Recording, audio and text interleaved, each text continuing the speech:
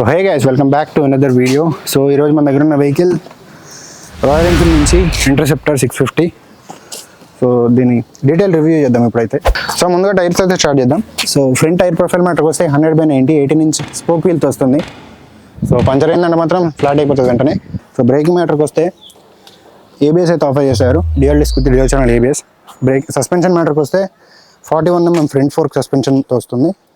And ఇంకా lighting మ్యాటర్కి వస్తే halogen లైట్తో వస్తుంది. టర్న్ ఇండికేటర్స్ కూడా హాలోజనే. అండ్ ఇప్పుడు ఒకసారి బండి హ్యాండిల్ మీద బటన్స్ ఓవర్ చేద్దాం. ఇక్కడ కిల్ స్విచ్ ఉంటుంది, తర్వాత ఇంజన్ స్టార్ట్ బటన్, అండ్ ఇక్కడ లైట్కి సంబంధించిన బటన్ ఉంది ఇది, అండ్ ఇక్కడ పాస్ లైట్, అండ్ ఇక్కడ హై బీమ్, లో బీమ్, ఇండికేటర్స్, హార్న్ ఒకసారి చెక్ చేద్దాం. ఓకే. అండ్ ఇంకా ఇన్స్ట్రుమెంట్ క్లస్టర్ మ్యాటర్కి వస్తే చాలా బేసిక్ ఉంటుంది. ఇటు సైడ్ ఆర్పిఎం మీటర్, ఇక్కడ స్పీడోమీటర్, అండ్ ఇంకా కింద డిజిటల్ పార్ట్ ఉంటుంది చిన్నది. సో దాంట్లో పైన ఫ్యూల్ గేజ్ ఉంటుంది, కింద ట్రిప్ 1 ట్రిప్ 2 మొత్తం ఎంత తిరిగినా అని చెప్పేసి అదొక కిలోమీటర్స్ ఇది ఉంటుంది. అండ్ ఇంకా బండి ట్యాంక్ కెపాసిటీ మ్యాటర్కి వస్తే ఇది దీని ట్యాంక్ కాదు, జీటీ ట్యాంక్ ఇది, దీనికి రీప్లేస్ చేశారు.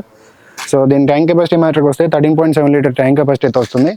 మైలేజ్ అయితే కంపెనీ క్లెయిమ్ చేసింది 27, కానీ ఓనర్ వాళ్ళకి 22 నుంచి 23 మధ్యలోనే వస్తుందంట. అండ్ ఇంకా దీని ఇంజన్ మ్యాటర్కి వస్తే inline twin cylinder 4-stroke SOHC ఇంజన్తో వస్తుంది. ఇందులో మ్యాక్స్ పవర్ వచ్చేసి 48 PS ప్రొడ్యూస్ చేస్తుంది. మ్యాక్స్ టార్క్ వచ్చేసి 52 Nm టార్క్ ప్రొడ్యూస్ చేస్తుంది. అండ్ ఇంకా సీటింగ్ మ్యాటర్కి వస్తే కంటిన్యూస్ సీట్, ఇది స్ప్లిట్ సీట్ కాదు. సో జీటీకి దీనికి మెయిన్ డిఫరెన్స్ ఇదొకటి హ్యాండిల్ ఒకటి. అండ్ ఇంకా రేట్ టైర్ మ్యాటర్కి వస్తే 130/70 18 ఇంచ్ స్పోక్ వీల్తో వస్తుంది. అండ్ ఇంకా బ్రేకింగ్ మ్యాటర్కి వస్తే 240mm డిస్క్ బ్రేక్తో వస్తుంది. దీనికి కూడా ABS అయితే ఆఫర్ చేశారు. అండ్ ఇంకా రేర్ సస్పెన్షన్ మ్యాటర్కి వస్తే ట్విన్ కాయిల్ ఓవర్ షాక్ అబ్జర్వ్తో వస్తుంది. సో కొంచెం షాక్ అబ్జర్వ్ అయితే కొంచెం హార్డ్ ఉంటుంది. అండ్ ఇంకా రేర్ లైట్ మ్యాటర్కి వస్తే ఇవి కూడా హాలోజనే, ఇది హాలోజనే, ఇండికేటర్స్, టర్న్ ఇండికేటర్స్. సో ఇప్పుడు ఒకసారి బండి ఎగ్జాస్ట్ నోట్ విందాం. ఇదైతే స్టాక్ ఎగ్జాస్టే.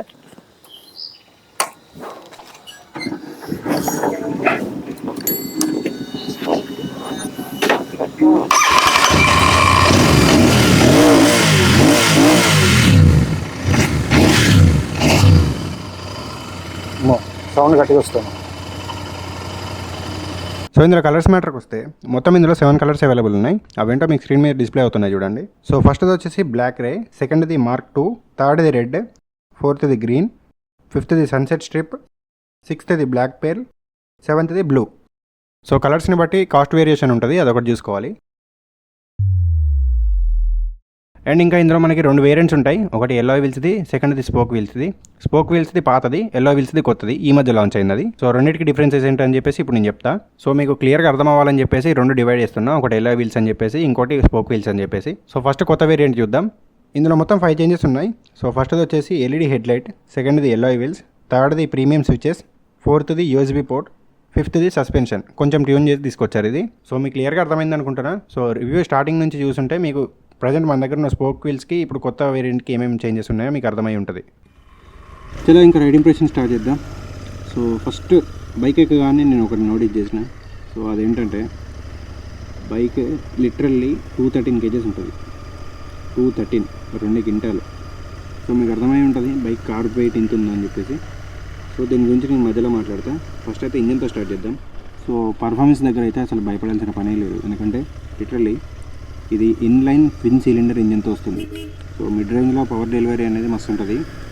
అసలు క్రూజింగ్ చేసుకుంటూ వెళ్ళిపోవచ్చు బై ఎయిటైనా లాంగ్ ట్రిప్కి 100-120 సింపుల్గా క్రూజ్ చేసుకోవచ్చు. దీని టాప్ స్పీడే చెప్తున్నా కదా, 169 కంపెనీ క్లెయిమ్ చేసింది. అంటే 180 టాప్ స్పీడ్ లేపిన వాళ్ళు కూడా ఉన్నారు.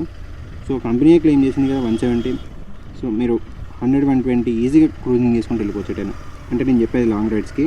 సో మీకు బైక్ లాంగ్ రన్లో బాగా పనిచేస్తుంది. అండ్ ఇంకా నన్ను చాలామంది అడిగింది ఏంటంటే హీటింగ్ ఇష్యూ ఉంటుందా అని చెప్పేసి అడిగారు. హీటింగ్ ఉంటుంది, ఎందుకంటే 648cc ఇంజన్ అంటే మాటలు. మరి ఈ బైక్ అనే కాదు, ఏ బైక్ అయినా 200cc నుంచి ఏ బైక్ అయినా మీరు ప్రాపర్ గేర్ వేసుకుంటే ఏం కాదులే. కానీ అంటే ఇప్పుడు ఫర్ ఎగ్జాంపుల్ చెప్తాను, డ్యూక్ 200 వేసుకోండి, దాన్ని మీరు నాన్ స్టాప్ ఒక 15 కిలోమీటర్స్ నాన్ స్టాప్ కొట్టాలనుకోండి, అది ఇంజన్ హీట్ ఎక్కువై కూలెంట్ ఆన్ అవుతుంది.